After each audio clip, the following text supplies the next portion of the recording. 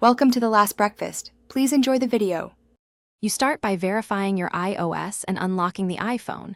This ensures the control center features you want are available. Once done, open Settings and go straight to Control Center. Tap Customize Controls to see what's active and what you can add. Add items like screen recording, home, or low power mode so they appear immediately.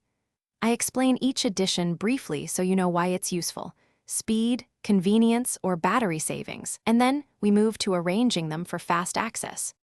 Next, arrange controls in the order you'll use them. Drag and reorder items to put essentials at the top. Make sure access on lock screen and access within apps are enabled so you can pull Control Center from any screen. If gestures clash with games or apps, set up Assistive Touch or Back Tap to open Control Center instead. This avoids accidental triggers and speeds workflow. Taking these steps helps you reach toggles and tools in one smooth motion when you need them most. Finally, learn the gestures for your model. Swipe down from the top right on Face ID devices or swipe up on older phones. Use long press for expanded controls such as audio routing, flashlight intensity, or screen recording options.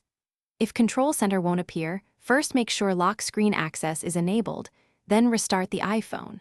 If problems persist, reset all settings as a last resort.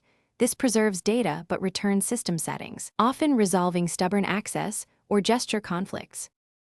Thanks for watching. If this was helpful, leave a like and consider subscribing. See you next time.